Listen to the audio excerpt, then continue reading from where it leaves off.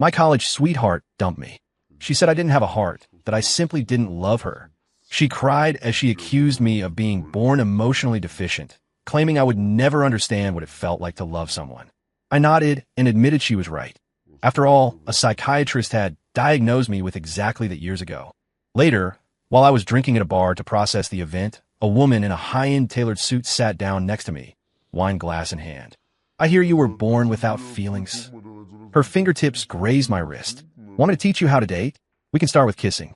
Later, when my ex saw our wedding photos on Instagram, she completely lost her mind. When Chloe broke up with me, her eyes were as red as a rabbit's. Julian, I can't do this anymore.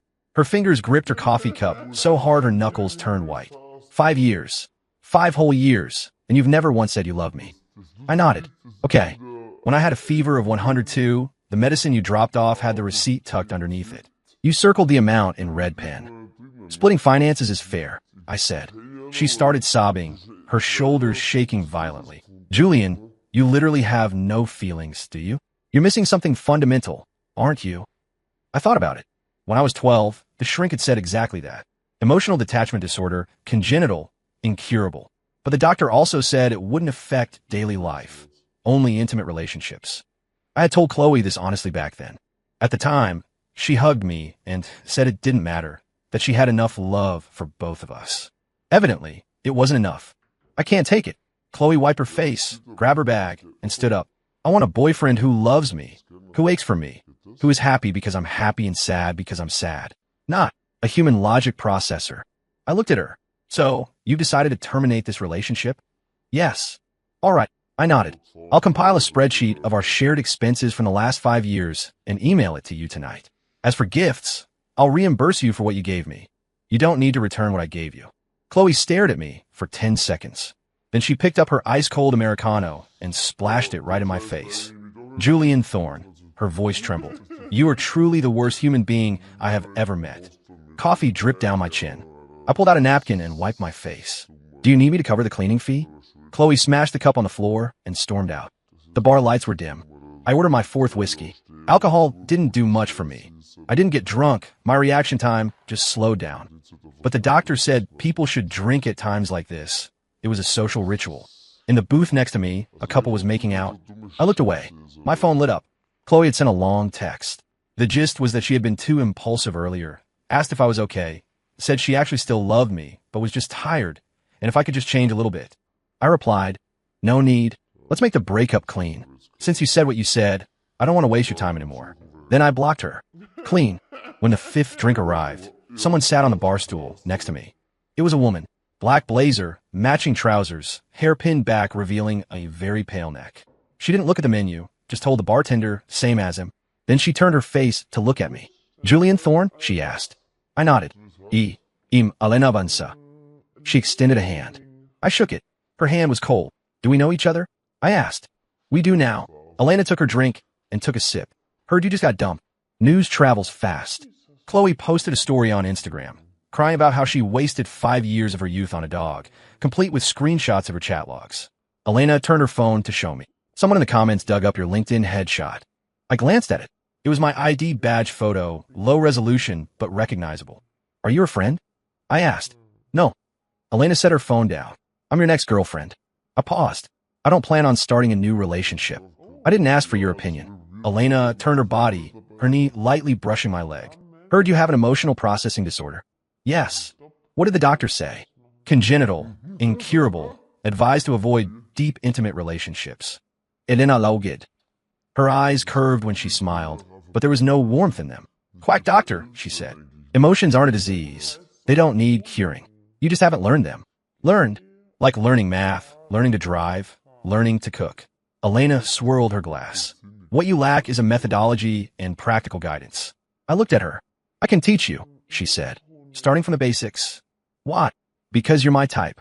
Elena said it with absolute confidence. Plus, I just finished a 3-year project and I have free time. Teaching someone how to love sounds more interesting than a merger and acquisition deal. I don't. Trying won't cost you a dime, she interrupted. Or are you saying you're too scared to even try? Reverse psychology. Very basic, but she was right. I had nothing to lose. How do you teach it? I asked. Elena leaned in closer. She smelled faintly of perfume, something like cedarwood, mixed with a cool floral scent. Lesson 1, she said, lowering the threshold for physical contact. Then her hand pressed against the back of my neck. Her palm was warm, completely different from the cold handshake earlier. My spine stiffened. Don't move, Elena said. In this situation, a normal person's heart rate would accelerate, breathing would become irregular, and skin temperature would rise. What do you feel right now? I ran a diagnostic in my brain. It tickles a little, I answered honestly. What else? Your nails are a bit long. Elena chuckled low in her throat.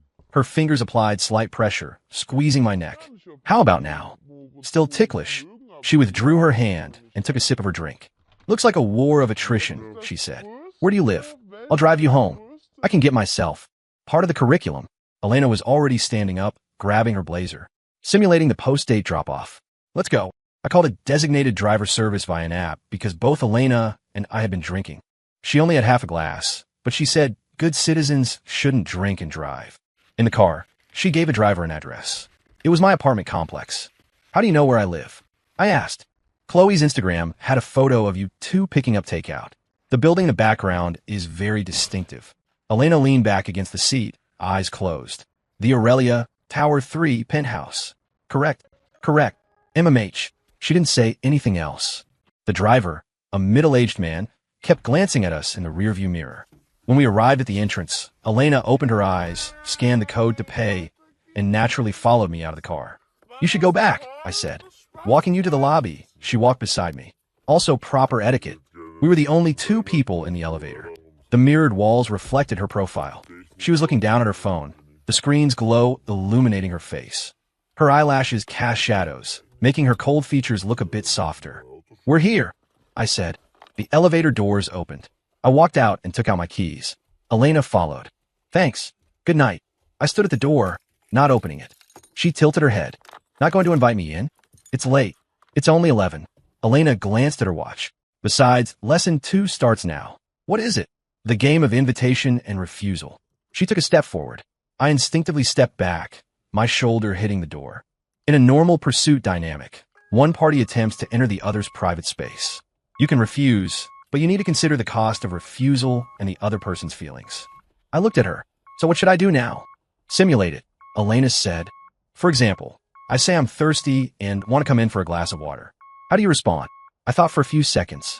There's a filtered water station in the hallway. I can take you there. Elena Loget. 0 points, she said, but very on brand for you. She reached out and plucked the keys from my hand. Click. The door opened. However, she pushed the door open and looked back at me. In practical application, sometimes you don't need the other person's consent. Elena acted as natural as if she were in her own home.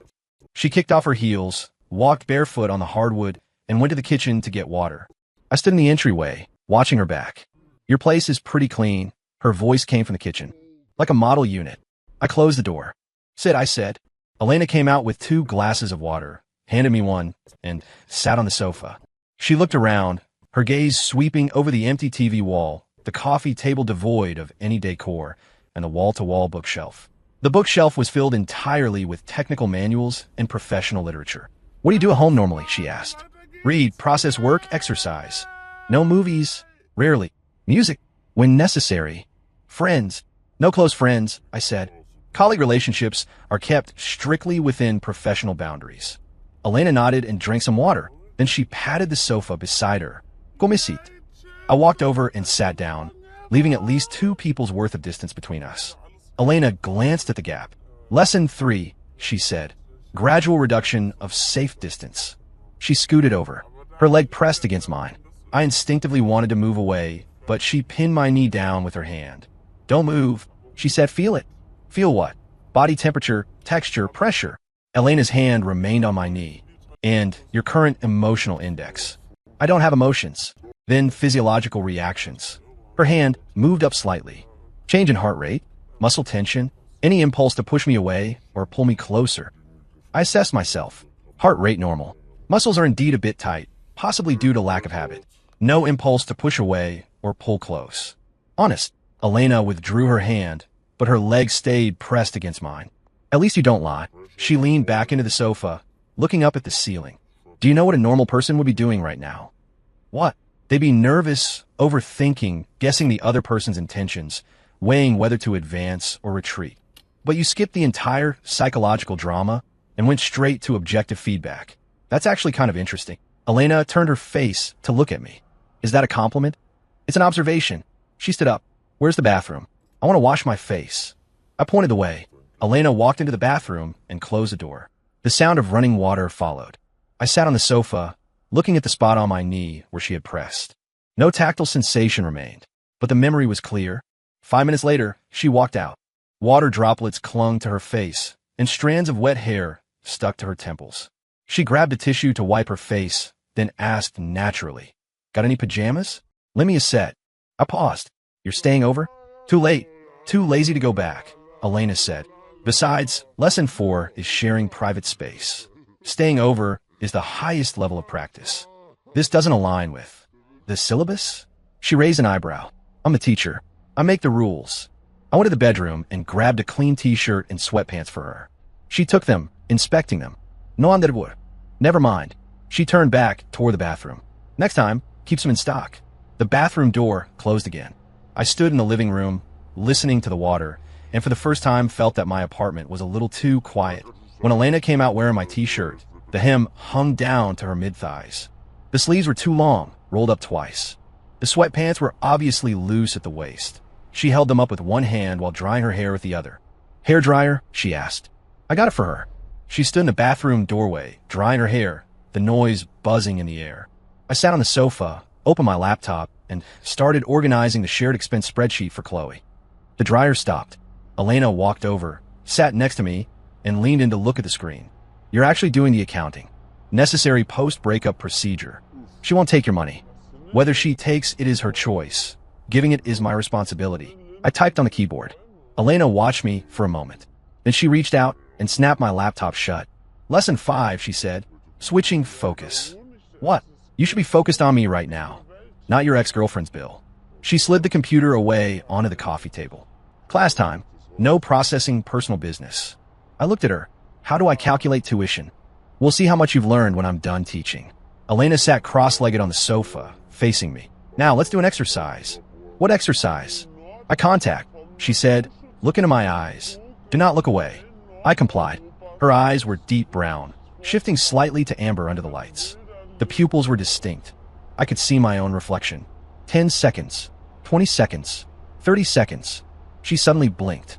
"Your eyelashes are really long," she said. "Thank you. You're welcome." She leaned forward slightly. "Now, describe your current feelings." "Visually, your iris texture is very clear. Physiologically, my eyes are a bit dry. Psychologically, no particular feeling." "Do you want to kiss me?" she asked. I paused. "No. Honest." Elena smiled. But incomplete. She suddenly reached out and cupped my face. The distance vanished instantly. Close enough to count her eyelashes. A normal person at this proximity, her voice was very low, would feel the impulse to kiss. That's hormones and instinct. You don't have it, which means your instinct needs to be awakened. How? How do you awaken it? Shock therapy. Then she kissed me. A touch, then separation. I froze. "Feelings?" she asked, her hand still holding my face. "Lips are soft," I said. "Temperature higher than I imagined." "A bit. Vet." Elena laughed out loud. "What else?" "That's it." "Okay." She kissed me again. This time it lingered. 3 seconds? Maybe 5. When she pulled back, I saw a sheen of moisture on her lips. Now, I was silent for a few seconds. Heart rate seems faster. I touched my chest, but I'm not sure if it's due to nervousness. Progress. Elena let go and leaned back into the sofa. "That's it for tonight. Where do I sleep?" "Guest room." "Lead the way." I took her to the guest room. She grabbed the hem of my shirt from behind. "Lesson 6, she said. Physical guidance." She held onto my shirt like that, following me to the guest room door. I turned on the light. The sheets were gray, patternless. Like a hospital ward, Elena critiqued. "Do you need anything?" "Good night, Quiche." I looked at her. "That's an extra service, requires additional credit hours." She smiled, then pushed the door open and went in. "Good night, Julian." The door closed. I stood in the hallway for a moment. Then I touched my lips. The next morning. Morning run, shower, breakfast. Fried eggs, toast, coffee. At 7:30, Elena came out of the guest room. She had changed back into yesterday's clothes, jacket draped over her arm, hair retied, looking completely awake. Morning, she said. Morning. I plated the eggs. Eat. Yes. She sat down, naturally taking the coffee. I handed her and taking a sip. What's your schedule today? She asked. Work. When you get off? Normally 6, but there might be meetings. Oh, she cut into her egg. I'll be downstairs at your office at 5:30. I looked up. For what? Picking you up from school. Elena took a bite of toast. Then continuing class. I haven't agreed. You didn't refuse last night. She interrupted me. Not refusing implies consent. That's one of the unspoken rules of society. I thought about it. I hadn't explicitly said no. How long does the course last? I asked. Until I'm satisfied. Elena put down her fork. Or, until you learn. What is the standard for having learned? When I confirm that you possess a complete emotional response mechanism. She wiped her mouth. Including but not limited to romantic attraction, jealousy, longing, possessiveness, and the ability to lose control for someone. I felt this was unlikely. How could someone like me, void of emotion, learn that? But she said trying didn't cost anything. Okay, I said. Elena smiled. She stood up, walked around the table to my side. Then she bent down and kissed me on the cheek. Today's key takeaway, she said. A morning kiss can boost the mood index for the entire day. I touched my face. Is your mood boosted? I asked. Yep. She picked up her jacket. Leaving now. See you tonight. She walked to the door, changed shoes, opened the door, then looked back. By the way, give me your door code. What? So I can come straight in tonight, she said matter-of-factly. Knocking is too much trouble. I looked at her. 0927. Birthday? Yeah. Easy to remember. She nodded. See you tonight. The door closed. I sat at the dining table and finished the rest of the eggs. Then I touched the spot where she had kissed me. No special feeling, but breakfast did seem to taste a little better than usual. At work, my phone buzzed. Elena sent a photo. It was a conference room, people sitting around a long table. She was at the head, profile to the camera, reading a document. Zoning out, thinking of you. The text popped up. I replied with a question mark. She replied instantly. This is a demonstration. Normal couples message each other during work breaks to express longing. But I'm not thinking of you. I typed. Pretend. Lying is against my principles. Then think of me now. I looked at the phone, then replied, thinking of you now. Elena sent a smiley face. Good boy. I didn't reply again. At 3 p.m., she messaged again. What do you want for dinner? I'm booking a place. Anything. Allergies? None. Okay. 5 minutes later, she sent a reservation screenshot. The kind where the average check is 4 figures. Employee benefits, she said. I put down the phone and continued processing reports. But 10 minutes later, I picked it up again and replied, thanks. She didn't reply. At 6:05 p.m., I went downstairs. Elena's car was parked at the curb. A black sedan. She was leaning against the door, looking down at her phone. Passers-by were looking at her. She looked up and put away her phone. Punctual. She said, get in. The car interior smelled of the same perfume she wore. What are we learning today? I asked. Date protocol. Elena started the car, including but not limited to pickup, dinner together, post-dinner activity, and the ambiguous phase after drop-off. Sounds very programmatic. Romance is essentially a standardized process. Most people just package it as mysticism. She turned the wheel. We start with dinner. The restaurant was quiet. Every table was separated by screens. Elena ordered without asking my opinion. Lesson 7, she said while waiting for the food. Balance of dominance and submission. In certain contexts, one party making all decisions lowers decision fatigue and increases date efficiency. But in other contexts, joint decision-making increases engagement. I countered. She raised an eyebrow. Previewed the material? Basic social logic. Not bad. She poured some water. But in romance, logic often yields to emotion. Like right now, you should feel taken care of, or perhaps a bit annoyed that I didn't ask your opinion, rather than rationally analyzing the pros and cons. I thought for a moment. I genuinely don't feel annoyed. I know. Elena rested her chin on her hand, watching me. So, we need to manufacture emotion. The food arrived. She had ordered signature dishes, exquisitely plated. She picked up a piece of fish with her chopsticks and naturally brought it to my mouth. Try it. I paused, then opened my mouth and ate it. How is it? She asked. Not bad. Just that. Fresh, tender, seasoning balanced. Elena smiled. That'll do. She withdrew her chopsticks and took a bite herself. Then she paused. Wait. She suddenly stood up, leaned across the table, and brushed her thumb against the corner of my mouth. Sauce. The pad of her finger was warm. The skin it grazed felt a little itchy. I froze. She sat back down and licked the sauce off her thumb. Lesson 8, she said. Insertion of small, intimate gestures. My heart rate seemed to speed up a little again. After dinner, Elena said we were going for a walk. We walked along the riverfront for half an hour. She didn't speak, and neither did I. We just walked side by side, arms occasionally brushing. The evening breeze blew, messing up her hair. She casually brushed it back, and when she lowered her hand, it touched the back of mine. A 1-second pause. Then, very naturally, she held my hand.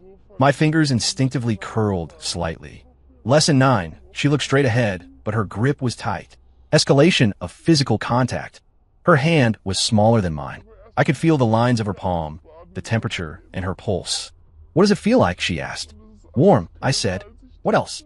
Your palm is sweating. Nervousness. She turned her face to look at me. I'm nervous. Can you feel it? I sensed it. Is your heart beating fast too? I asked. Yes. Why? Because holding the hand of someone you like makes you nervous. She said, it's a physiological reaction, not controlled by reason. I was silent for a while. Are you pretending to like me right now? Or is it real? Is there a difference? Yes, I said. If it's fake, then these reactions are a performance and have no reference value. If it's real, then your teaching is contaminated by variables. Elena stopped walking. She turned to face me. The river wind blew her hair. The streetlights reflected points of light in her eyes. Julian, she said, the taboo of love lessons is distinguishing between true and false. You just need to feel the present moment, memorize this touch, this temperature, this distance. As for whether I'm real or fake, she took a step forward, stood on tiptoes, and pecked me on the lips. Does it matter? I looked at her, then nodded. It matters, I said. If it's fake, then these reactions are acting. If it's real, then your logic is compromised. Elena stared at me for a long time. Then she laughed, her shoulders shaking. Julian, she wiped the corner of her eye. You really are? She didn't finish, just pulled me to keep walking. But she held my hand tighter. When she dropped me off downstairs, Elena didn't get out. Not coming up tonight? I asked. No, I have an international conference call. She glanced at her watch. Continue tomorrow. What time? Message me when you get off work, she said. I'll pick you up. Okay. I unbuckled my seatbelt, preparing to exit. She suddenly grabbed my wrist. Lesson 10, she said. Separation ritual. Then she leaned in and kissed me. Not a light touch like before, but a real kiss. Her lips pressed against mine. The tip of her tongue traced my lower lip, then pushed through my teeth, driving straight in. I froze completely in the seat. Her hand held the back of my neck, fingers caressing the skin. The kiss was deep, slow, carrying a force that brooked no refusal. Only when I couldn't breathe did she pull back a little. Her forehead rested against mine. Did you learn how to exchange breaths? Her voice was a bit husky. No. I'll teach you next time. She kissed me once more. Go upstairs. I pushed the door open and got out, my legs feeling a bit weak. When I got to the elevator, I looked back. Her car was still there, window down. She was watching me, elbow resting on the window frame. Seeing me look back, she raised her hand. And the car drove away. I stood in the elevator, looking at myself in the mirror. My lips were a bit swollen. My heart was beating ridiculously fast. I touched my chest, feeling that unusual rhythm. Is this progress? The next day at work, I was distracted. During the meeting, the director spoke, but I didn't absorb a word. My head was full of that kiss last night and the temperature of her fingertips. Julian, the director called me. I looked up. Your opinion? The director asked. I agree, I said. The conference room was silent for a few seconds. Then someone laughed. Julian, the director was asking about the error in the budget spreadsheet. A colleague next to me whispered. I looked down and saw the screen indeed displaying a budget sheet. Apologies, I said. I drifted off just now. The director looked at me, said nothing, and moved to the next topic. After the meeting broke up, a colleague leaned in. Something's off, Julian, he winked. Dating someone? No. Come on, that expression you had earlier, like your soul was snatched away. The colleague bumped my shoulder. Who is it? Anyone who can crack the iceberg, Julian, must be impressive. I ignored him and packed up to leave the room. My phone buzzed. Elena messaged. What are you doing? I typed. Working. Miss me yet? I looked at those 3 words, finger hovering over the screen. Then I replied, missed you. The moment I sent it, I paused. I had lied, but it seemed not entirely a lie. Elena sent a sticker of a cat rolling around. Good boy, reward tonight. I stared at that sticker for a long time. Then I turned off the screen, but the corners of my mouth seemed to lift on their own. At close of business, Elena's car appeared downstairs on time. Today she switched cars. A convertible sports car, ostentatious as hell. She wore sunglasses, leaning against the door. Passers-by were taking photos. I walked over quickly. Can you switch to a lower profile car? I opened the door. No. She lowered her sunglasses to look at me. Lesson 11. Desire to flaunt. When you have something worth showing off, you can't help but want the whole world to see. I'm not a thing. Correct. She started the engine. You're a person. The sports car roared out.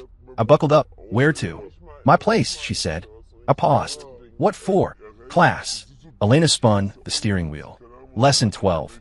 Mutual opening of private territory. We've already mutually opened. That was your home, not mine. She glanced at me. For fairness, it's time you toured my turf. I didn't object further. Elena lived in a penthouse apartment with a wide view overlooking half the city's night skyline. The decor was minimalist, vast swathes of white and gray, clean as if no one lived there. Make yourself at home. She kicked off her heels, walking barefoot to the bar. Drink. Water is fine. She poured me water, then took off her blazer and undid the top 2 buttons of her shirt. Lesson 13. She leaned against the bar. Domestic relaxation. I looked at her. Her shirt hem was half untucked from her waist, hair loose, strands falling over her collarbone. She looked like a completely different person from the rigorous CEO she was before. You like this at home? I asked. What else? She drank some water. Wear a full suit to cook. I imagine that scene. A bit odd, right? She set down the glass. I'll give you the tour. She showed me the living room, dining room, study, and then stopped at the master bedroom door. The door was ajar. She pushed it open. It was large inside, with a huge bed and dark gray linens. The floor-to-ceiling windows framed the night view. Neon lights reflected in, casting spots of light on the floor. Lesson 14. She leaned against the doorframe. Bedroom invitation and suggestion. I looked at her. Are you inviting me or suggesting to me right now? Both. She walked into the room, sat on the edge of the bed, and patted the spot next to her. Come here. I walked over but didn't sit. I stood looking at her. She looked up, reached out to grab my wrist, and pull me down. I lost my balance and fell sitting onto the bed. She flipped over, straddling my legs. The distance was close enough to count her eyelashes again. Lesson 15. She placed both hands on my shoulders, triggering and expressing desire. My heart sped up again. Do you have desire right now? She asked. I shook my head honestly. I don't know. Then I'll teach you. She lowered her head and kissed me. Unlike last night, this kiss carried a certain aggression. She bit my lower lip, licked across my teeth, her hands sliding from my shoulders to my back. My breathing grew chaotic. Her hand slipped under the hem of my shirt, palm pressing against the skin of my waist. I shivered. Cold, she whispered. No. Then what? I couldn't answer. Her hand moved up, stopping over my chest, palm pressing against my heartbeat. I shivered. Beating so fast, she said. Then she smiled, forehead resting against my shoulder. Lesson 16. Her voice muffled in the crook of my neck. Honest confrontation of physical reactions. I sat stiffly, not knowing where to put my hands. Finally, I lightly rested them on her waist. It was slender. Through the layer of fabric, I could feel the warmth. Elena lifted her head, her eyes shockingly bright in the dim light. Julian, she said, do you want to touch me? I was silent. Tell the truth. She squeezed the back of my neck. Yes, I said, but I don't know how I want to touch. Then I'll teach you. She grabbed my hand and pressed it against her own waist. Here, then moved it up, stopping at the ribs. Here, finally pressed it over her heart, separated by layers, feeling the softness and heartbeat beneath the fabric. And here, she looked at me. Got it. My throat felt dry. Got it. Good. She climbed off me, straightening her shirt. That's it for tonight. I froze. Not continuing. Don't bite off more than you can chew. She walked toward the bathroom. Digest that first. The bathroom door closed. Water started running. I sat on the bed, looking at my still trembling hand. Then I slowly curled my fingers. My palms still held the sensation. Soft, hot, and the heartbeat. I looked down at the obvious reaction I was having. Does this count as learned? When Elena came out of the shower, she had changed into pajamas. Silk, deep blue, making her skin look even paler. She was dry her hair, walking to the bed, and naturally lifted the covers to get in. You take the guest room, she said. Class only goes this far today. She turned her back to me. Any further, and you'll get indigestion. I stood up and walked out. Julian, she called me. I looked back. She was lying on her side, head propped on her hand, hair scattered on the pillow. Good night, she said. Good night. I closed the master bedroom door and went to the guest room. The bed there was soft too, but I couldn't sleep. My head was full of the images from earlier. Her temperature, her heartbeat, her lips. I picked up my phone, opened the chat with her. Wanted to send something, didn't know what. Finally typed 3 words. Are you asleep? Sent. Almost simultaneously, her message popped up. Can't sleep? I stared at the screen, then replied, yeah, come to my room. I looked at those 4 words, fingers tightening, then put down the phone, got up, opened the door, and walked to the master bedroom. The door was unlocked. I pushed it open. She hadn't turned on the lights. Only moonlight shone in. She lay in bed, covers up to her waist, watching me. Come here, she said. I walked over, standing by the bed. She reached out, grabbed my wrist, and pulled me onto the bed, then rolled over, pressing on top of me. Lesson 17, she whispered in my ear. Solution for insomnia. Her hand slipped into my pajamas. Her fingertips were icy, giving me goosebumps. She kissed my neck. Speak. I grabbed her wrist. Too fast, I said. She stopped, propping herself up to look at me. In the moonlight, her eyes were deep as pools. Julian, she said, in romance, there is no fast or slow, only want or don't want. I want, I heard myself say, but I don't want it just because it's a lesson. She paused, then laughed, collapsing onto my chest with laughter. Julian, she laughed enough, looking up at me. You really are. She didn't finish, bowing her head to kiss me. This kiss was gentle, so gentle it didn't seem like her. Okay, she said between lips. We won't do it. Just sleep. She lay down, curling in my arms, arm wrapping around my waist. Hold me, she said. I stiffly raised my arm and hugged her. Her hair brushed my chin, tickling. Julian, your heartbeat is loud. Didn't ask you to apologize. She burrowed deeper into my embrace. Sleep. I closed my eyes. The tip of my nose was full of her scent. Cedar, floral, and a hint of sweet body wash. A long time passed. I thought she was asleep, but she suddenly spoke. Lesson 18. What? The healing function of a hug. She whispered. Feel it. I assessed. Heart rate was still fast, but it seemed less chaotic. Yeah, I said. Good boy. She spoke no more. Breathing leveled out. I held her, looking at the ceiling, feeling for the first time that insomnia wasn't such a bad thing. When I woke up in the morning, Elena was still sleeping. She was curled entirely in my arms, hand on my waist, face buried in my chest. Hair messy, strands sticking to her cheek. I gently moved her hand, wanted to get out of bed. She woke up immediately. Where are you going? Her voice was sleep-heavy, slurring. Morning run. Not allowed. She yanked me back. Sleep with me. I'm used to. Break the habit. She closed her eyes, wrapping limbs around me. Lesson 19. Changing habits for a lover. I froze and didn't move. She nuzzled my chest and fell back asleep. I looked at her face, inches away, seriously observing her features for the first time. Thin brows, high nose bridge, lips, a bit swollen, probably from last night. I reached out, lightly touching her eyelashes. She fluttered, didn't wake. I touched her lips. Soft, warm. She suddenly opened her mouth and bit my finger. Not hard, but it startled me. She opened her eyes, smiling. Lesson 20. She released her bite. Consequences of a sneak attack. I withdrew my hand. You were pretending to sleep. Just woke up. She stretched, pajama top riding up to reveal a slice of waist. I looked away, noticing. She deliberately pulled the shirt up further. You've already looked. Now you're shy? I'm not. Then why are you blushing? I touched my face. It was indeed hot. Elena laughed, sat up, and straddled my waist. It's the weekend, she said. No meetings, no business. The whole day is yours. You have nothing either. She interrupted. Chloe blocked you. You have no friends, 0 social activities. Don't try to lie to me.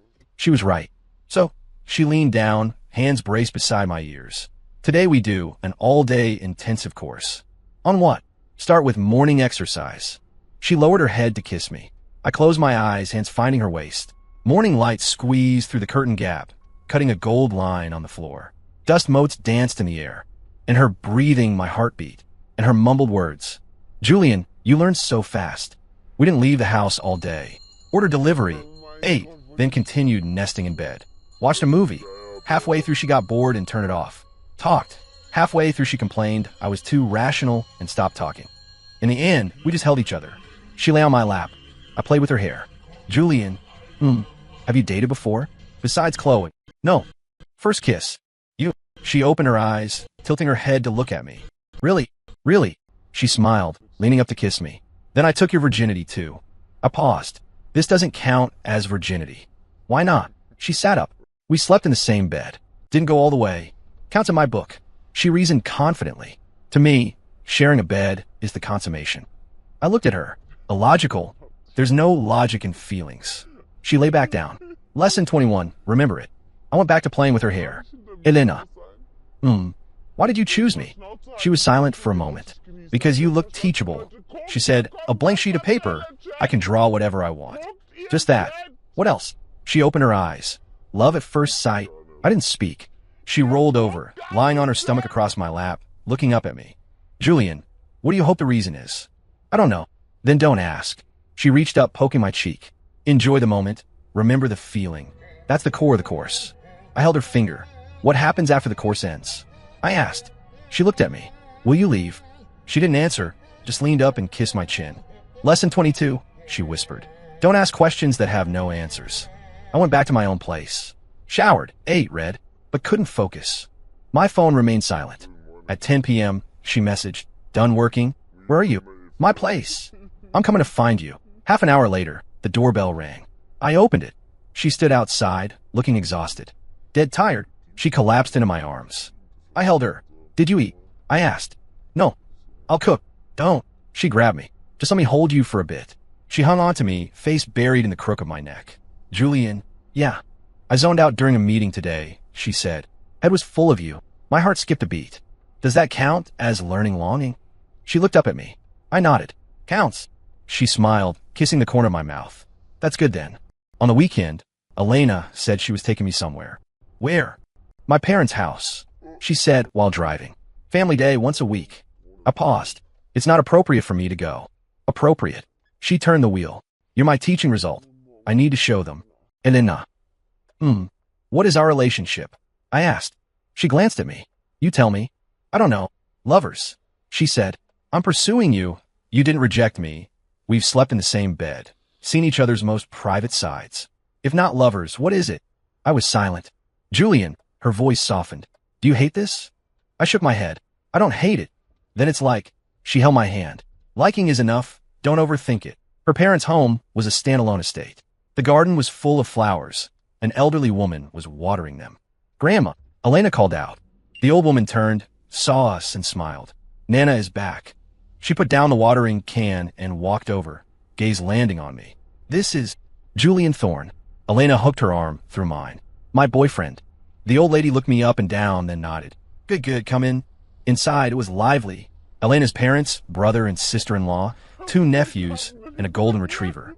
When they saw Elena bring me in, everyone went quiet. Dad, Mom, bro, Elena said naturally. My boyfriend, Julian. Her mother reacted first, smiling and coming over. Julian, seat. Have you eaten? I just made soup. Her father stood up too, nodding at me. Julian, right? Nana mentioned you. I looked at Elena. When did she mention me? Elena winked at me, pulling me to sit. During the meal, I was asked countless questions.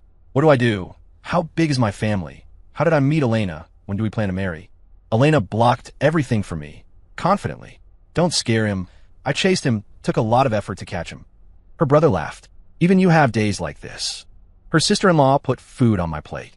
Eat more, look how thin you are. The 2 nephews circled me, asking this and that.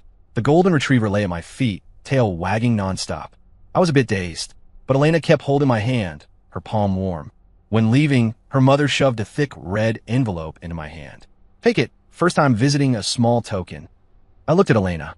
She nodded. Keep it. I accepted it and thanked her. In the car, I looked at the envelope, feeling a bit surreal. What's wrong? Elena started the car. Why did you take me to see your family? I asked. Because I wanted them to see you. She looked straight ahead. And I wanted you to see them. Why? She was silent for a while. Julian, she said, relationships aren't just about 2 people. They're about 2 families. You have to get used to it. I looked at her profile. Elena, I said, are you serious? She smiled. Do I look like I'm playing? I don't know. She turned the wheel, pulling the car over to the side of the road. Then she turned to look at me. Julian, I'm 30 years old. I don't have time to play.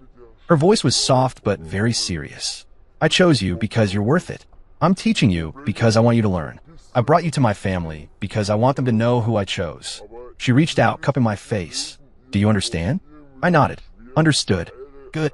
She leaned in, kissing me. Now let's go home. I was having lunch with colleagues when I ran into Chloe at the restaurant. She was with friends. Seeing me, she froze, then walked over. Julian, she called me. I looked up. Coincidence, she said. Yeah. She looked at the colleague across from me, then at me. This is... Colleague, I said. Chloe nodded, didn't leave. How have you been? Lately, she asked. Good. Heard you're dating? I paused. Yeah. She smiled, but her eyes turned red. That was fast, she said. I just left, and you found a replacement. I didn't speak. Who is she? Chloe asked. Do I know her? No. Must be amazing to make you open up. Her voice trembled. Julian, do you actually have no feelings? Or did you just have no feelings for me? I looked at her. I don't know. Her tears fell. You're cruel. She turned and ran. My colleague looked at me, wanting to speak, but stopping. Julian, you... It's nothing, I said. Eat. But after a few bites, I put down my fork. I'm leaving first, I said. Huh. Oh, okay. I walked out of the restaurant, took out my phone, and called Elena. She answered quickly. Hello. Elena, I said. Where are you? Office, what's up? I want to see you. Silence on the other end for 2 seconds. Did something happen? No, I said. Just wanted to see you. Send me your location. I'm coming to get you. Elena's car arrived in 10 minutes. I got in. She looked at me. Cried. No. Eyes are red. She reached out, thumb brushing the corner of my eye. Chloe. I paused. How did you know? Guessed. She withdrew her hand. Only she can make you like this. I didn't speak. She started the car, driving off. What did she say? She asked. Nothing much. Julian. She asked if I have no feelings, or just didn't have feelings for her. I looked out the window. I don't know. Elena didn't speak. After a long time, she said, So do you have feelings now? I thought about it. Yes. Like what? Wanted to see you. I said. Earlier in the restaurant, I really wanted to see you. Does that count as feelings? Elena smiled. It counts. She turned the wheel, drove into an alley, and stopped. Then unbuckled, leaned over, cupped my face, and kissed me. Kissed hard, like confirming something. Julian. She rested her forehead against mine. You have feelings for me. Remember that. I looked into her eyes, inches away. Remembered. Good. She kissed me again. Now come home with me. Home. My place, your place, same thing. She sat back, rebuckling. From now on, it's our home. The car restarted. I looked at her profile and suddenly asked, Elena, do you like me? She paused. Edo. My heart beat fast. Why? Because you look pitiful, she said. Pitiful, good-looking, easy to trick, plus no one will fight me for you, and you're honest. I smiled. You smiled. She glanced at me. Rare. Elena. Thank you. She reached out, holding my hand. You're welcome, she said. Pay back the tuition slowly later. How long to pay? With a lifetime. That night, Elena was exceptionally clingy. From the moment we walked in, she didn't let me out of her sight. When cooking, she hugged me from behind, chin resting on my shoulder. Julian, will you leave me? I paused. No. Why? Because you won't let me leave. She laughed, kissing my neck. Smart. Eating, she sat on my lap, insisting I feed her. Eat yourself, I said. No. She opened her mouth. I fed her. She chewed, eyes curving into crescents. Delicious. I made it, of course it's good. Narcissist. After showering, she wore my t-shirt, dancing in the living room. No music, humming to herself, barefoot, spinning on the floor. I sat on the sofa watching her. She danced over, sitting on my lap. Julian, she said, I love you. I froze. She looked at me, eyes bright. I wanted to wait for you to say it first, but I couldn't wait. She leaned close. So I'll say it first. I opened my mouth. No sound came out. She smiled, forehead against mine. Don't need to respond now. She said, tell me when you're ready.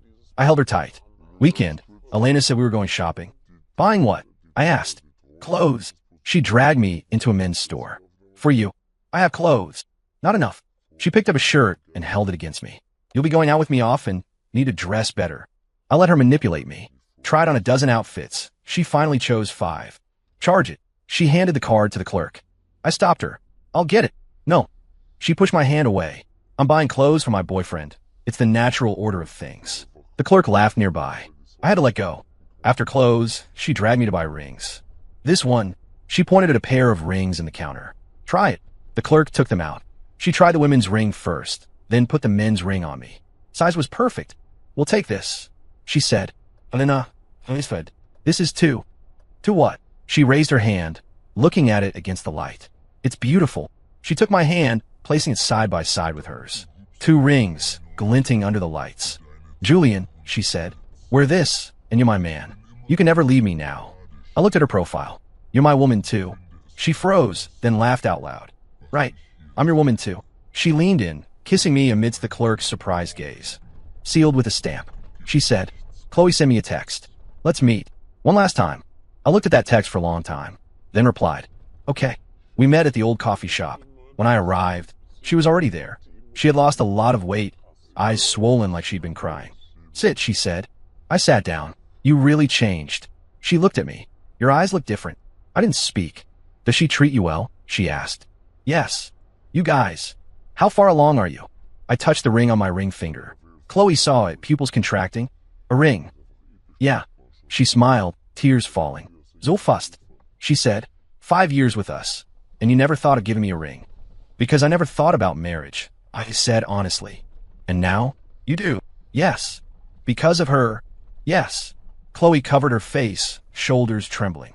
Julian, you really are cruel to me. She cried. All this time I thought you just didn't have a heart. Turns out you just didn't have one for me. I remained silent. She cried for a long time, then looked up, wiping her tears. I came today to apologize. She said, that day at the restaurant, I shouldn't have said that. I am sorry. It's okay. Also, I wish you happiness. She stood up, even though I don't want to wish you happiness at all. She left. I sat there, watching her back through the window. My chest felt a bit stuffy, but soon my phone buzzed. Elena messaged, where are you? I'm coming to pick you up. I sent the location. Half an hour later, her car stopped at the curb. I got in. She looked at me, cried, no. Eyes are red. She leaned over, kissing me. Did she bully you? No. Then what? She said she wishes me happiness. I said, Elena opposite. And she smiled, rubbing my hair. Good boy. The car drove off. Julian, she said, are you happy? I thought about it. I don't know. Are you happy being with me? Happy. Then that's enough. She held my hand. Happiness is too abstract. Happy is tangible. I looked at our interlaced hands. The rings clinked together lightly. Elena. I love you. The car braked hard. She turned to look at me, eyes wide. What? Did you say? I love you. I repeated. She looked at me for a long time, then lunged over, kissing me fiercely.